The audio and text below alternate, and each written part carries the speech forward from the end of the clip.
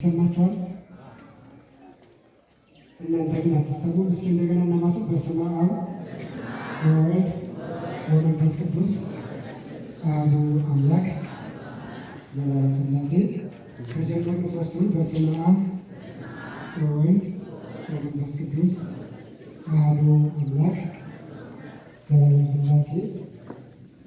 በአርባ ቀን በሰማንያ ቀን ሀብተ ወልድና ስመ ክርስትና ያገኛችሁ ቅዱሳን ልትሆኑ የተጠራችሁ ሁላችሁም የእግዚአብሔር ቤተሰቦች የእመቤታችን የቃል ኪዳን ልጆች የመላኩ ወዳጆች በሥላሴ ስም ሰላም እላችኋለሁ። እንደምን ዋላችሁ? ድምፃችሁን አልሰማሁትም። እንደምን ዋላችሁ?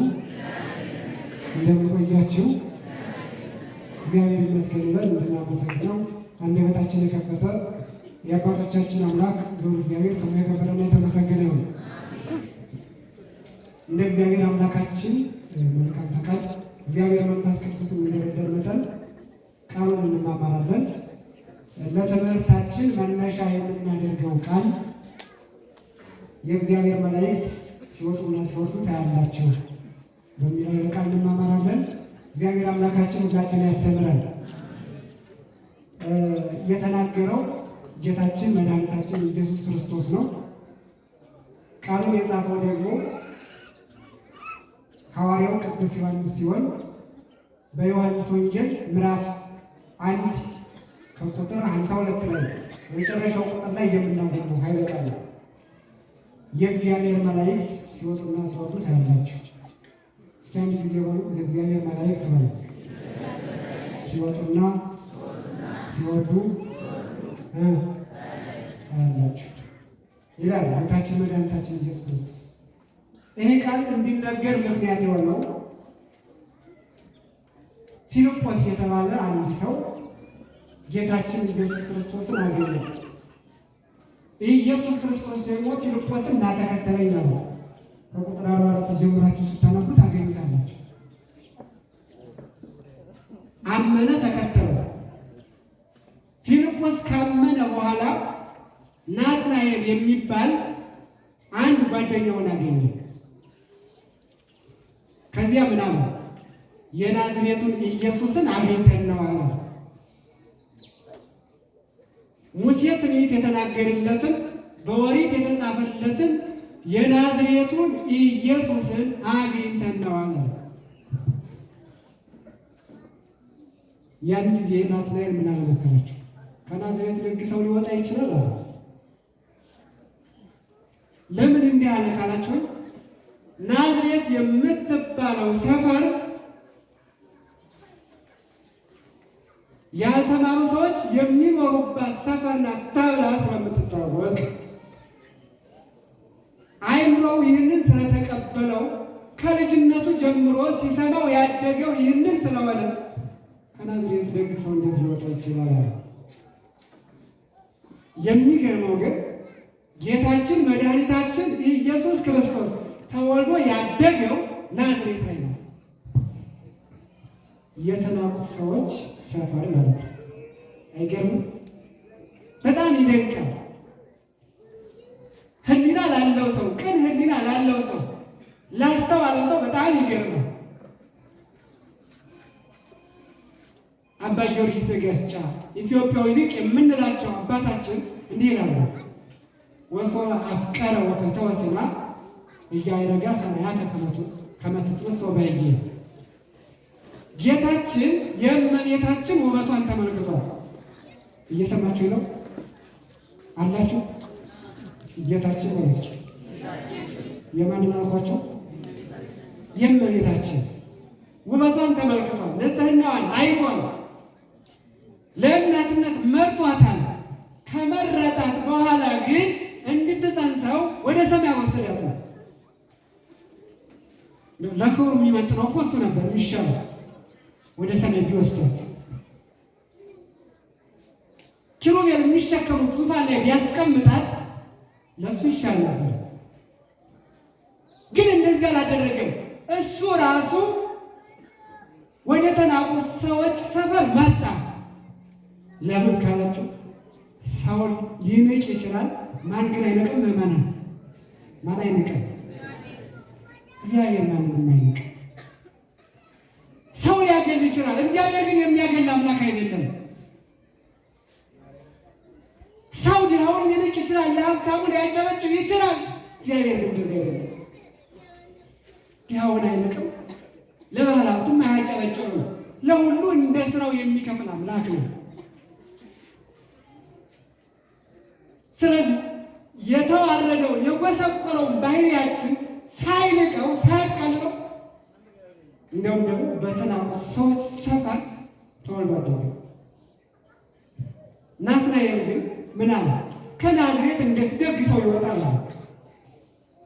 ያን ጊዜ ፊልጶስ ምን አለው? መጥተህ ያለው ሲመጣ ጌታችን መድኃኒታችን ኢየሱስ ክርስቶስ እንዲህ አለ፣ በልቡ ተንኮል የሌለበት እውነተኛ እስራኤላዊ ይህ ነው አለው። ያን ጊዜ ናትናኤል ምን አለ መሰላችሁ? ጌታ ሆይ የት ታውቀኛለህ አለው። እና ጌታችን መልሶ ምን አለው? ፊልጶስ ሳይጠራህ ከበለስ በታች አየሁ አለ። እስኪ ሁላችሁ በባንድ ጊዜ ፊልጶስ ሳይጠራህ በሉ እስኪ ሁላችሁም ተናገራችሁ። ፊልጶስ ሳይጠራህ ከበለስ በታች ምን አልኩ? አየሁ። ፊልጶስ ሳይጠራህ ወደዚህ ሳትመጣ ከበለስ በታች አየሁ አለ። ናትናኤል ሲወለድ ሄሮድስ ሕፃናትን እያስገደለ ነበር። ያን ጊዜ እናቱ በለስ ከሚባለው ዛፍ ስር ደብቀው ነበር። ያን ጊዜ ጀምሮ ነው ማወቅ ካለ ጊዜ ጌታችን መድኃኒታችን ኢየሱስ ክርስቶስ። እስኪ አስቡ፣ አንድ ነገር ልጠይቃችሁና መስክሩልኝ። እግዚአብሔር የሚያውቀን ከቤቱ ከመጣን በኋላ ነው ወይስ ከመምጣታችን በፊት? ከመቼ ጀምሮ ያውቀናል?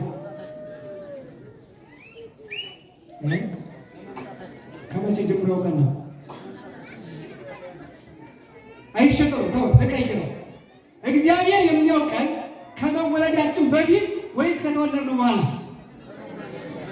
ከመቼ በፊት? ከመወለዳችን በፊት ያውቀናል። በእናታችን ማህፀን ይጠብቀናል። ለዚያ ነው እኮ ነቢዩ ከእናቴ ማህፀን ጀምሮ በአንተ ተሸሸኩ ይላል። እስኪ በሉ ከእናቴ ማህፀን ጀምሮ በሉ እስኪ በአንተ ምን አልኩ? አንተን መጠጊያ አደረግኩ፣ አንተን ተደገፍኩ ይላል። የምናስበውን ነገር ከምናስበው አስቀድሞ ያውቀዋል። ስለዚህ ምን አለው? ፊልጶስ ሳይጠራህ ከበለስ በታች አየሁ አለ። የኋላ ታሪኩን ሲነግረው ናትናኤል አመነና ጌታ ሆይ አንተ የእግዚአብሔር ልጅ ነህ፣ የእስራኤልም ንጉሥ ነህ አለ። እስኪ ጌታ ሆይ በሉ እስኪ አንተ የእስራኤል ምንድን ነህ? ንጉሥ ነህ። የእስራኤል ንጉሣቸው ነህ፣ የእግዚአብሔርም ልጅ ነህ አለና እምነቱን ገለጠ። ጌታችን መድኃኒታችን ኢየሱስ ክርስቶስ ያን ጊዜ ምን አለው? ከበለስ በታች ያየሁ ስላልኩህ አመንክ አለና ምን አለው? እውነት እውነት እላችኋለሁ የእግዚአብሔር መላእክት በሰው ልጅ ላይ ሲወጡና ሲወርዱ ታያላችሁ። ይገርማል። የእግዚአብሔር መላእክት በሰው ልጆች ላይ ሲወጡና ሲወርዱ ታያላችሁ። እስኪ አንድ ጊዜ የእግዚአብሔር መላእክት በሉ እስኪ እስኪ ድገሙት። የእግዚአብሔር መላእክት በማን ላይ? በሰው ልጆች ላይ ሲወጡና ሲወርዱ ታያላችሁ። የመጀመሪያው የእግዚአብሔር መላእክት የሚለው ነው። የእግዚአብሔር መላእክት መላእክት ሁሉ የማን ናቸው ማለት ነው? የማን ናቸው? በነገራችን ላይ ቅዱሳት መጻሕፍት ስለ መላእክት ሲናገሩ ጠንቅቀውና ለይተው ነው የሚናገሩት። እንዴት ካላችሁ ይታየን መልአከ እግዚአብሔር አውዶ ወለ ይበረው ያደን ነው። የእግዚአብሔር መልአክ በሚፈሩት ሰዎች ዙሪያ ይሰፍራል። ለይቶ የእግዚአብሔር መልአክ ይላል። ክርስቲያን ሆነስ የእግዚአብሔር መላእክት ሲወጡና ሲወርዱ ታያለህ። በመጽሐፈ ኢዮብም እንደዚሁ የእግዚአብሔር ልጆች ይላል። መላእክት የማን ናቸው አላችሁ? የእግዚአብሔር መልአክ ሆኖ ነገር ግን የእግዚአብሔር ያልሆነ ስላለ ሰይጣን መልአክ ነው፣ ግን የእግዚአብሔር አይደለም። ሰይጣን ነው፣ የረከሰ ነው። ሲፈጠር መልአክ ነበር። በራሱ ጊዜ ግን ከመልአክነት ወደ ሰይጣንነት ተቀየረ። ከዚያ ለመለየት ምን ይላል? የእግዚአብሔር መላእክት ይላል። የእግዚአብሔር መላእክት ለይቶ ይናገራል። አሁን እኛ ቅዱስ ሚካኤልን ስናከብር የማን መልአክ ስለሆነ ነው? እስኪ ንገሩኝ። የእግዚአብሔር። ቅዱስ ገብርኤልን ስናከብር የማን መልአክ ስለሆነ ነው? የምናከብረው የእግዚአብሔር የሆኑትን እንጂ የእግዚአብሔር ላልሆኑት ክብር አንሰጥ፣ ለእግዚአብሔር ላልሆኑት አንሰጥ። የእግዚአብሔር መላእክት ይወዱ። ከዚያ ምን አለ? በሰው ልጅ ላይ ሲወጡና ሲወርዱ ታያላችሁ። የሚገርም ነው። መላእክት ይወጣሉ ይወርዳሉ። ለምን ካላችሁ ሊቃውንተ ቤተ ክርስቲያን የቤተ ክርስቲያን መምህራን እንዲህ ያሉት ሰው ወርስ ያን ጊዜ የጸለየውን ጸሎት የሰዋውን መስዋዕት ይላችሁ። እኛ የምንጸልየውን ጸሎት የምንሰዋውን መስዋዕት ለማሳረግ ይወጣሉ ይወርዳሉ። የእግዚአብሔር መላእክት የእኛን ጸሎት ለማሳረግ የእግዚአብሔር ቸርነት ወደ እኛ እንዲደርስ የእኛ ጸሎት የእኛ መስዋዕት ደግሞ ወደ እግዚአብሔር እንዲደርስ መላእክት ይወጣሉ ይወርዳሉ። ግን እሱ ብቻ አይደለም። መላእክት የሚወጡበት የሚወርዱበት ምክንያት እሱ ብቻ አይደለም። በደንብ እየተከታተላችሁ ከሆነ አንድ ሀሳብ ላንሳ። ሰው ወሉ እስኪ አንድ ጊዜ ሁላችሁም ሰው፣ ክርስቲያን፣ መልአክ እስኪ ድገሙት። እሺ ይቅርታ፣ እስኪ ወንዶቹ ብቻ ተናገሩ። እሺ እሺ መልአክ። እስኪ ሴቶቹ እስኪ ባንድ ላይ ሰው በሉ። እሺ መልአክ አይደላችሁ። ሰው ከፍ ሲል ክርስቲያን ይሆናል። ክርስቲያን ከፍ ሲል መልአክ ይሆናል። እንዴት በሉ? እኛ ሰው በመሆናችን ከእንስሳት እንለያለን። ክርስቲያን በመሆናችን ከሰው ከፍ እንላለን። ከምን አገኘው ካላችሁ የቤተ ክርስቲያናችን መጽሐፍ ነው እንዲህ ነው።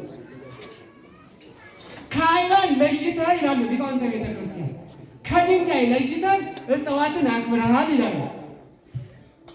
ድንጋይ ሕይወት የለውም፣ እጽዋት ሕይወት አላቸው። እዩ ከሆኑ ከእጽዋት ለይተህ ደግሞ እንስሳትን አክብረሃል ይላሉ። እንዴት ካላችሁ ሁለቱም ሕይወት አላቸው። እጽዋት ሕይወት አላቸው፣ እንስሳት ሕይወት አላቸው። እጽዋት አይንቀሳቀሱም፣ እንስሳት ግን ምን ይላሉ? ይንቀሳቀሳሉ። ስለዚህ ከእጽዋት እንስሳት የተሻሉ ናቸው ማለት ነው።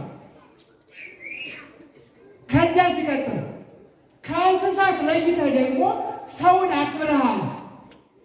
እንስሳት አይናገሩም፣ ሰው ግን ምን ይላል? ምን ይላል? እንስሳት አያስቡም፣ ሰው ግን ምን ይላል? ያስባል። ስለዚህ ከእንስሳ ማን ይሻላል ማለት ነው? ሰው ይሻላል። ሰው ይከብራል ማለት ነው። አሁን ደግሞ ከፍ በሉ። ከሰው በላይ ደግሞ ማን ይከብራል?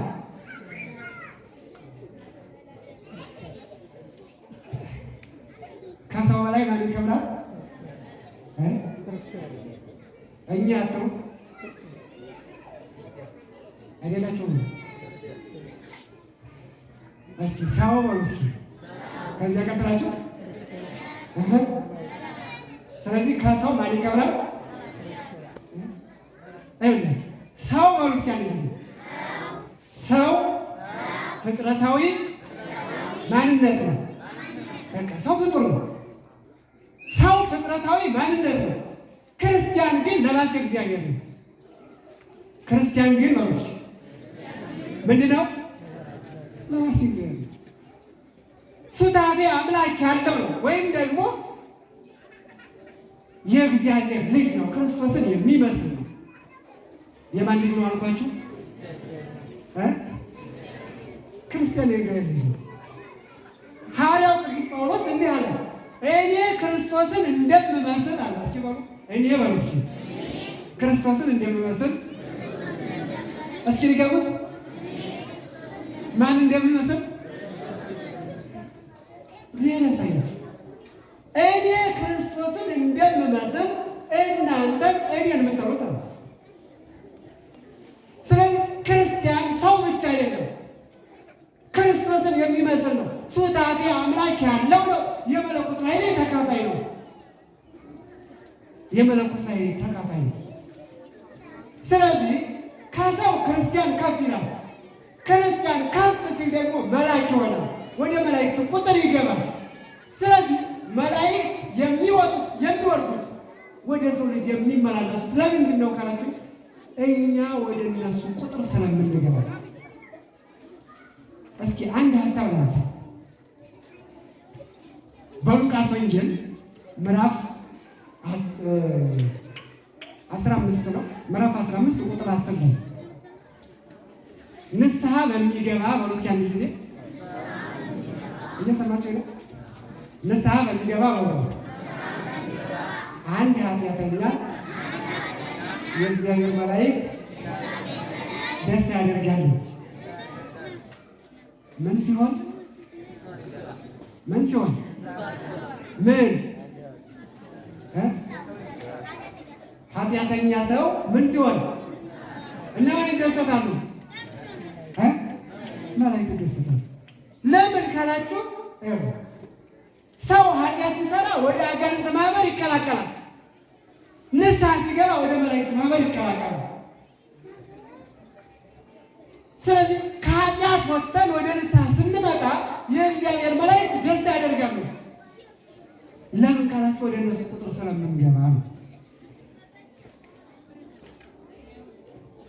ሲጀመር ቤተ ክርስቲያን ሁለት ገጽታ አላት። እስኪ ቤተ ክርስቲያን በመስቀል ጊዜ ያዙልኝማ። ቤተ ክርስቲያን በሉ ስንት ገጽታ አላት? ሁለት ገጽታ አላት። የሚታይ ገጽታ አላት፣ የማይታይ ገጽታ አላት። የሚታይ ገጽታ የኛ ስብስብ ነው። እኛ ሁላችን እዚህ የተሰበሰብነው ከአብራከ መንፈስ ቅዱስ ከማኅፀነ ዮርዳኖስ የተወለድነው በቅድስና ጉዞ ላይ ያለ ነው።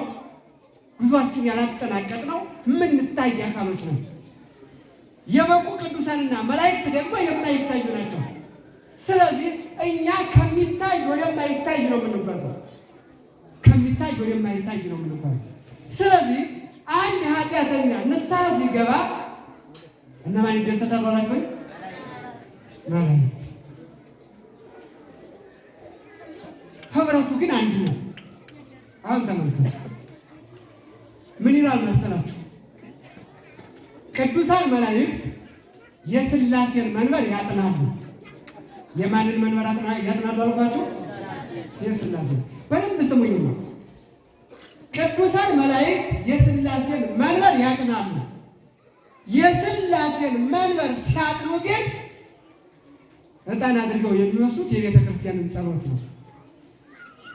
የጳጳሳቱን ጸሎት፣ የሊቃውንቱን ጸሎት፣ የደቀ መዛሙርቱን ጸሎት ሰአሊ ለነ ቅድስት የሚለውን የምዕመናንን ጸሎት ዕጣን አድርገው ይወስዱታል። እንዴት ካላችሁ ቅዱስ ያሬድ ይመልስልናል። ናስተማስለኪ ኦግዝእትነ በማዕጠንት ዘወርቅ ዘውስተ እደዊሆሙ ለሊቃነ ካህናት ሰማያውያን ለይከውኑ ጸሎተ ኩሎሙ ቅዱሳን ናይምናል። የእኛን ጸሎት ዕጣን አድርገው ይወስዱታል። ስለዚህ ይኸውላችሁ ከበቀል የጸዳ ጸሎት አይላችሁ ሰይጣን የሚያጸልያቸው ሰዎች አሉ። የክርስቶስ ፍቅር ቀስቅሷቸው የሚጸልዩ ሰዎች አሉ። ስንት አይነት ጸሎተኞች አሉ አልኳቸው? ሄዳችሁ እነማን የሚያጸልያቸው አሉ? ሰይጣን የሚያጸልያቸው ሰዎች አሉ አይደል? ደግሞ ሰይጣን ጸሎት ይወዳል ነው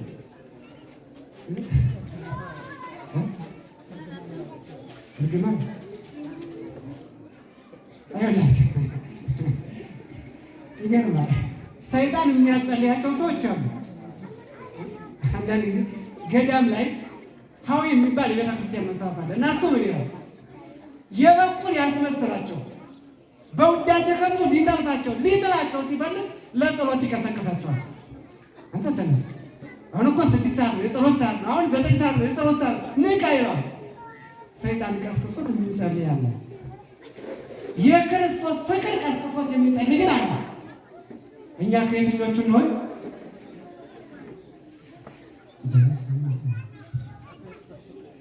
ሰይጣን ከሚያጸልያቸው ወይስ የክርስቶስ ፍቅር ከሚያጸልያቸው? ከየትኞቹ ትሆኑ?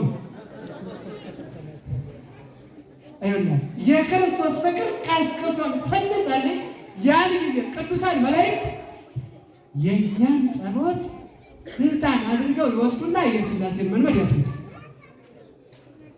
ሲያጥሩ ደግሞ የሥላሴን መንበር እየዞሩ ነው። የማንም መንበር እየዞሩ አልኳቸው? የሥላሴን መንበር እየዞሩ ነው የሚያጥሩት። ግን ሊቃውንተ ቤተ ክርስቲያን ምን ይላሉ? በጣም የሚገርም ሀሳብ፣ በደንብ ስሙኝ። መላእክት የሥላሴን መንበር ይዞሩታል። እስኪ አንድ ጊዜ መላእክት በሉ እስኪ ሁላችሁም በሉ። መላእክት የሥላሴን መንበር ምን ይሉታል? ይዞሩታል። መንበሩን ይዞሩታል። ግን ደግሞ እስከ ዛሬ አንድ ዙር አልሞሉትም ይላሉ። መላእክት እኮ ፈጣን ናቸው። እግዚአብሔር ያሳያችሁ። እናንተ በምታውቁት እንድንግባባ አንድ ሀሳብ ላንሳ። ለመለሰ ሸልማለሁ። ከቆምንባት ምድር እስከ ፀሐይ ድረስ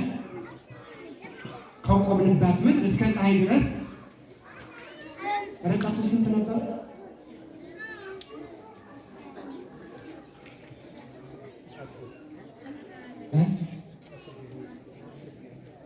ከምድር እስከ ፀሐይ ድረስ ርቀቱ ስንት ነው?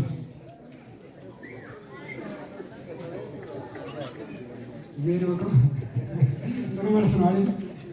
ዜሮ ወቀው አይላችሁ 150 ሚሊዮን ኪሎ ሜትር ነው አይደል?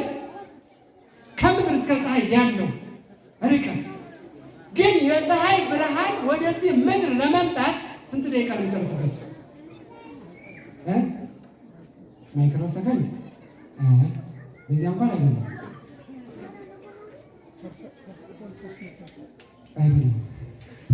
ሙከራው ጥሩ ነው አይላችሁ 150 ሚሊዮን ኪሎ ሜትር የፀሐይ ብርሃን በ8 ደቂቃ ይደርሳል። ከፀሐይ ወደ ምድር የፀሐይ ብርሃን ስንት ደቂቃ ይደርሳል አልኳችሁ? በዚያውም ለጠቅላላ እውቀት ያዙት አይሻልም? ስንት ደቂቃ ይደርሳል አልኳችሁ? 8። እንግዲህ ይሁት 8 ደቂቃ ለ150 ሚሊዮን ኪሎ ሜትር የፀሐይ ብርሃን በጣም ፈጣን ነው ማለት ነው።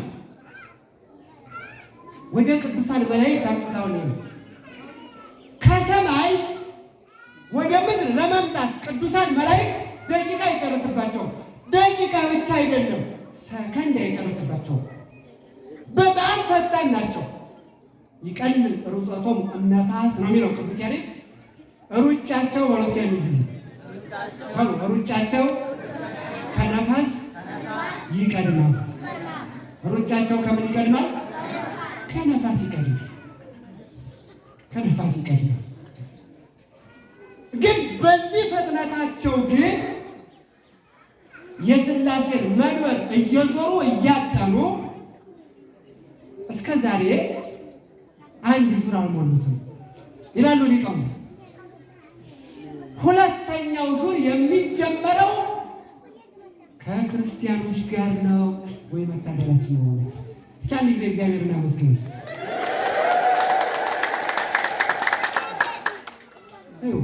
ክብራችን እስከዚህ ድረስ ነው። አያችሁ፣ ጸጋችን እስከዚህ ድረስ ነው። ለዚያ ነው ቅዱስ ዮሐንስ አፈወርቅ ነጽር ሀባይ መካን አይረጋ ለቤተ ክርስቲያን ዘከመ ይእቲ ኩለንተ አካሎ ቤተ ክርስቲያን በሉ እስኪ ሁላችሁም ቤተ ክርስቲያን የክርስቶስ አካል እንደመሆኗ መጠን እስኪ መለሱት። እሺ የማን አካል? ቤተ ክርስቲያን የክርስቶስ አካል እንደመሆኗ መጠን ቤተ ክርስቲያን ወዴት እንዳደረሳት እስከ ከፍ ከፍ እንዳደረጋት አስተውል ይለናል ቅዱስ ዮሐንስ አፈወርቅ። ቤተ ክርስቲያን ደግሞ አማኙ ነው። ሲጀመር ሁልጊዜም ቤተ ክርስቲያን ሲባል እናንተ ማሰብ ያለባችሁ የመጀመሪያው እግዚአብሔር ከመላእክትና ከሰዎች ጋር የሚያደርገው ግንኙነት ነው፣ ወይም ከክርስቲያኖች ጋር። እስኪ አንድ ጊዜ ቤተ ክርስቲያን ማለት ነው። እስኪ ይገርም። ቤተ ክርስቲያን ማለት እግዚአብሔር ከመላእክትና ከክርስቲያኖች ጋር የሚያደርገው ምንድን ነው? ግንኙነት ነው፣ ህብረት ነው፣ አንድነት ነው። ስለዚህ እስከዚያ ድረስ ነው ቤተ ክርስቲያን ከፍ ያደረጋት እና ያን ጊዜ ከትንሣኤ በኋላ እኛ ተነስተን መላእክትን መስለን ተነስተን ለዚያ ላይ ጌታችን ኢየሱስ ክርስቶስ ምናምን አመሰ ይትነሱ በሙታን እያወሰው ወይ ይዋሰው አላ ከመላእክት እግዚአብሔር ይገቡል ማለት ነው። ሙታን በሚነሱበት ጊዜ አያገቡም፣ አይጋቡም። እንደ እግዚአብሔር መላእክት ይሆናሉ። እንደማን ይሆናሉ? ወይ ነበር እንደ እግዚአብሔር መላእክት ነው የምንኖረው። እነሱ አይራቡም፣ እኛም አንራብም። እነሱ አይጠሙም፣ እኛም አንጠማም። አይታመሙም፣ አንታመምም። ሞት የለም፣ እኛም አንሞት። በሀገሪቱ ጨለማ የለም። በራዕየ ዮሐንስ እንደተገለጸው ወሀገራሰ ይትፈቅር ፀሐየ ወወርኃ እስመ ብርሃነ በግዑ ያበርራቲ ነው ይለው። መንግስተ ሰማያት ወይም ደግሞ ሀገሪቱ ይላል ኋላ የምንወርሳትን ምድር፣ ኋላ የምንወርሳትን ሀገር ፀሐይና ጨረቃ ያስፈልጋትም። ለምን? የበጉ ብርሃን ያበራላታል ይላል። የማን ብርሃን አልኳችሁ? የበጉ የኢየሱስ ክርስቶስ ብርሃን ያበራላታል። ስለዚህ ኋላ ከትንሣኤ በኋላ እንደ መላእክት ሆነን ስለምንነሳ ከመላእክት ጋር የሥላሴ መንበር እየዞር እናጥናለን ነው። መታገል ነው። እሱ ብቻ እኮ አይደለም። እስኪ አንድ ጊዜ አብ ልብ በሉ እስኪ አብ በሉ እስኪ አንድ ጊዜ ልብ ወልድ ምን ምስጢረ ሥላሴ ገባው ነው። ተከተል እስኪ አብ በሉ ምን አላችሁ? ወልድ ምን መንፈስ ቅዱስ እስትንፋስ። እስኪ አሁን እናንተ መልሱ። አብ ልብ ብላችሁ ማለት እሺ። እሺ ምን እስትንፋስ። አብ ልብ ነው፣ ወልድ ቃል ነው፣ መንፈስ ቅዱስ እስትንፋስ ነው። ከትንሣኤ በኋላ የአብ ልብ በጸጋ የኛ ልብ ይሆናል። የወልድ ቃል በጸጋ የኛ ቃል ይሆናል። የመንፈስ ቅዱስ እስትንፋስ፣ የመንፈስ ቅዱስ ሕይወትነት በጸጋ የኛ እስትንፋስ ይሆናል። ስለዚህ ያን ጊዜ ካርቦን ዳይኦክሳይድ አትተነፍሱም፣ የተቃጠለ አየር የለም። አብን በጸጋ ልብ አድርገን፣ ወልድን በጸጋ ቃል አድርገን፣ መንፈስ ቅዱስን በጸጋ እስትንፋስ ሕይወት አድርገን እርሱ ወርሰን እንኖራለን። እርሱ ልብሳችን ይሆናል። እርሱ ምግባችን ይሆናል። ምስጋናው ምግባችን ይሆናል። ክብራችን እስከዚያ ድረስ ነው፣ ከፍ ይላል። ስለዚህ ልመልሳችሁና የእግዚአብሔር መላእክት እስኪ አንድ ጊዜ የእግዚአብሔር መላእክት ነው። እስኪ ሲወጡና ሲወርዱ ታያላችሁ። የእግዚአብሔር መላእክት ሲወጡና ሲወርዱ ታያላችሁ ማለት ምን ማለት ነው ካላችሁ፣ እኛ ወደ መላእክት ቁጥር ስለምንጨመር ወደዚያ ስለምናድግ ማህበራቸው ስለሆነ ቅዱሳን መላእክት ወደ እኛ ይወጣሉ ይወርዳሉ። ከነዚያ ቅዱሳን መላእክት መካከል ደግሞ አንዱ ቅዱስ ሚካኤል ነው። ቅዱሳን መላእክት ተብለው ከተገለጹት አንዱ ቅዱስ ሚካኤል ነው። መላእክት የጥቅል ስማቸው ነው። ቅዱስ ሚካኤል ከነዚያ ውስጥ አንዱ ኃይላት በሚባል መላእክት የተሾመ ነው። ማን በሚባል መላእክት አልኳችሁ? ኃይላት በሚባሉ ሚካኤል ስዩም በዲበ ኃይላት ነው ማለት ኃይላት በሚባሉ መላእክት ላይ የተሾመ ነው ቅዱስ ሚካኤል። የስሙን ትርጉም ስናየው ሚካኤል ማለት ማን እንደ እግዚአብሔር ማለት ነው። እስኪ ሚካኤል ማለት ነው። እስኪ እሺ ጨርሱት። ምን አላችሁ? ማን እንደ እግዚአብሔር። ሚካኤል ማለት ማን እንደ እግዚአብሔር ማለት ነው። ለምን ካላችሁ እንደተፈጠረው ታውቃላችሁ። በዓለመ መላእክት ሳጥናኤል እኔ ነው የፈጣሪያቸው ብሎ ተነስቶ ነበር። ያን ጊዜ ቅዱስ ሚካኤል እንዴ አንተማ ፈጣሪ አይደለም ማን እንደ እግዚአብሔር ብሎ ነበር።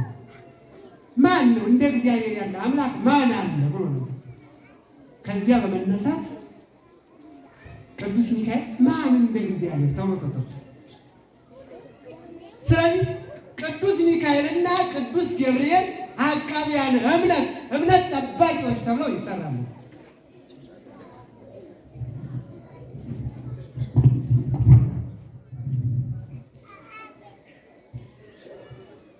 አላችሁ? እየሰማችሁ ነው?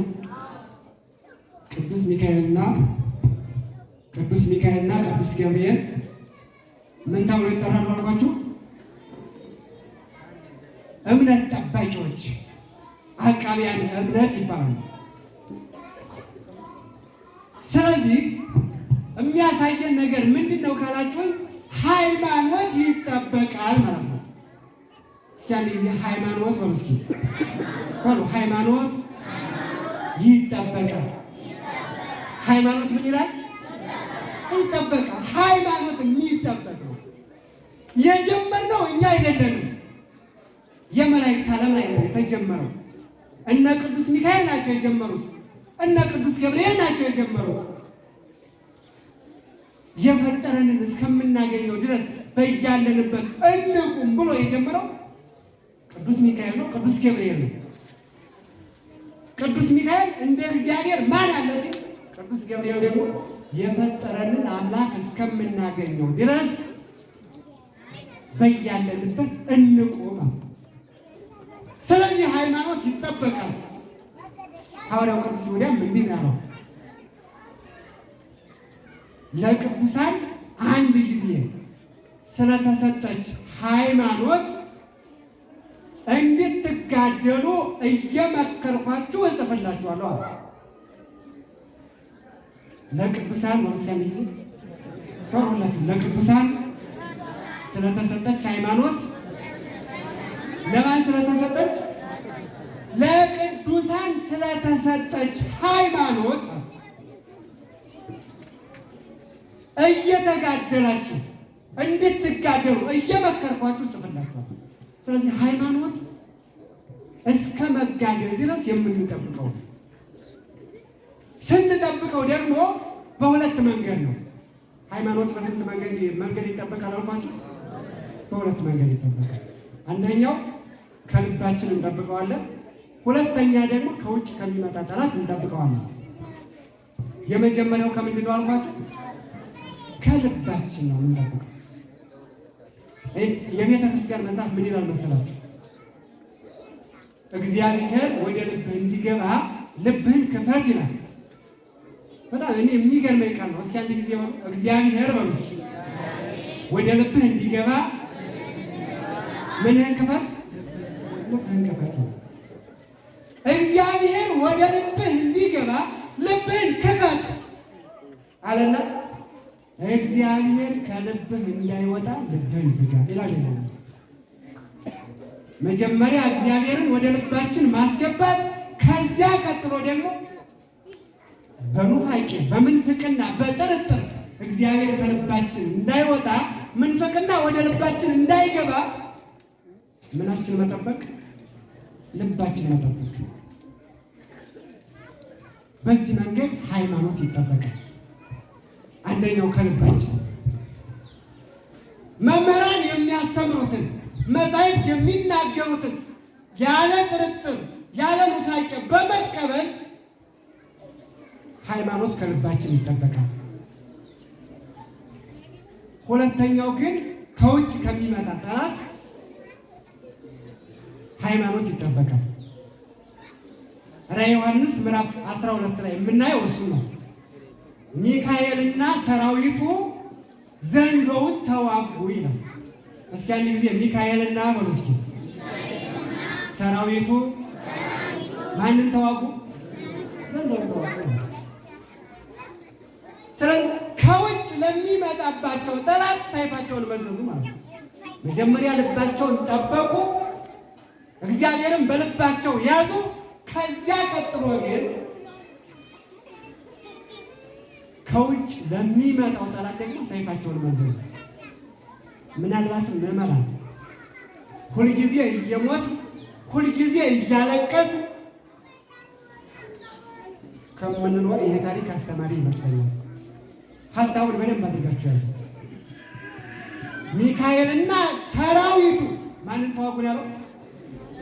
ማንን ተዋጉት? ዘንዶውን ተዋጉት። ሃይማኖታቸውን ለመጠበቅ ዘንዶውን ተዋጉት። ስለዚህ ሁልጊዜ እያለቀስን ከምንኖር መፍትሄው ይሄ ነው። የተግባባን ይመስላል። እና ቅዱስ ሚካኤል የሃይማኖት ጠባቂ ነው። ቅዱስ ገብርኤልም የሃይማኖት ጠባቂ ነው። ከዚያ በመቀጠል ግን ቅዱስ ሚካኤል ከእነዚያ ቅዱሳን መላእክት ወደ ሰው ልጆች ከሚወጡትና ከሚወርዱት ቅዱሳን መላእክት ቅዱስ ሚካኤል ቅዱስ ያሬድ እንደገለጸው ምን ይላል? እስመ በዲበ ሰናይቱ ለሰው ተአዛዚ ይላል።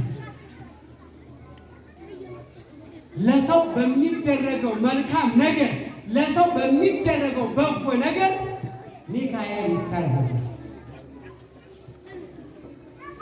እና ጧት ሰምታችኋል፣ መንገድ ይመራል አይደለም።